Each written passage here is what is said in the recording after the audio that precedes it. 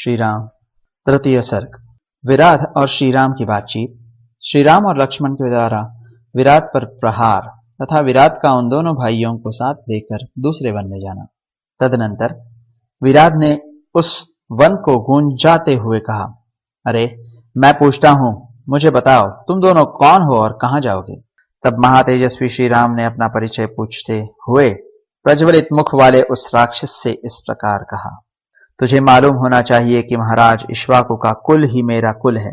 हम दोनों भाई सदाचार का पालन करने वाले क्षत्रिय हैं और कारणवश इस समय वन में निवास करते हैं।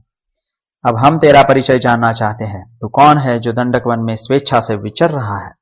यह सुनकर विराट ने सत्य पराक्रमी श्री राम से कहा, रघुवंशी नरेश, मैं प्रसन्नतापूर्वक अपना परिचय देता हूं, तुम मेरे विषय में सुनो। मैं जव नामक राक्षस का पुत्र हूं। मेरी माता का नाम शतहदा है।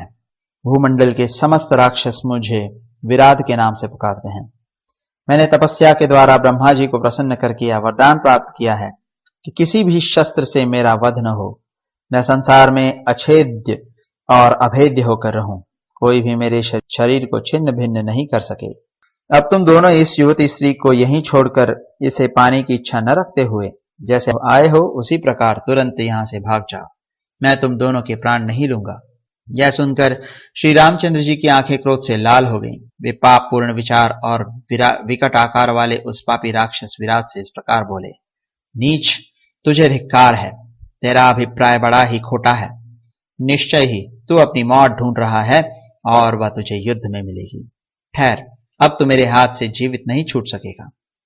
यह कहकर भगवान श्री राम ने अपने धनुष पर प्रत्यंचा चढ़ाई और तुरंत ही तीखे बाणों का अनुसंधान करके उस राक्षस को बींधना आरंभ किया। उन्होंने प्रत्यंचा युक्त धनुष के द्वारा विराट के ऊपर लगातार 7 बाण छोड़े, जो गरुड़ और वायु के समान महावेगशाली थे और सोने के पंखों से सुशोभित हो रहे थे। प्रज्वलित अग्नि के समान तेजस्वी और मोर पंख लगे हुए वे बाण विराट के शरीर को छेद कर रक्त रंजित हो पृथ्वी पर गिर पड़े। घायल हो जाने पर उस राक्षस ने विदेह कुमारी सीता को अलग रख दिया और स्वयं हाथ में शूल लिए अत्यंत कुपित होकर श्री राम तथा लक्ष्मण पर तत्काल टूट पड़ा। वह बड़े जोर से गर्जना करके इंद्रध्वज के समान शूल लेकर उस समय मुंह बाए हुए काल के समान शोभा पा रहा था। तब काल, अंतक और यमराज के समान उस भयंकर राक्षस विराट के ऊपर उन दोनों भाइयों ने प्रज्वलित बाणों की वर्षा आरंभ कर दी। यह देख वह महाभयंकर राक्षस अट्टहास करके खड़ा हो गया और जम्भाई के साथ अंगड़ाई लेने लगा। उसके वैसा करते ही शीघ्रगामी बाण उसके शरीर से निकलकर पृथ्वी पर गिर पड़े। वरदान के संबंध से उस राक्षस विराट ने प्राणों को रोक लिया और शूल उठाकर उन दोनों रघुवंशी वीरों पर आक्रमण किया। उसका वह शूल आकाश में वज्र और अग्नि के समान प्रज्वलित हो उठा, परंतु शस्त्रधारियों में श्रेष्ठ श्री रामचंद्र जी ने 2 बाण मारकर उसे काट डाला। श्री रामचंद्र जी के बाणों से कटा हुआ विराट का वह शूल वज्र से छिन्न भिन्न हुए मेरु के शिलाखंड की भांति पृथ्वी पर गिर पड़ा। फिर तो वे दोनों भाई शीघ्र ही काले सर्पों के समान 2 तलवारें लेकर तुरंत उस पर टूट पड़े और तत्काल बलपूर्वक प्रहार करने लगे। उनके आघात से अत्यंत घायल हुए उस भयंकर राक्षस ने अपनी दोनों भुजाओं से उन अकंप्य पुरुष सिंह वीरों को पकड़कर अन्यत्र जाने की इच्छा की। उसके अभिप्राय को जानकर श्री राम ने लक्ष्मण से कहा, सुमित्रानंदन, यह राक्षस अपनी इच्छा के अनुसार हम लोगों को इस मार्ग से ढोकर ले चले। यह जैसा चाहता है उसी तरह हमारा वाहन बनकर हमें ले चले। इसमें बाधा डालने की आवश्यकता नहीं है। जिस मार्ग से निशाचर चल रहा है, हम लोगों के लिए आगे जाने का मार्ग है।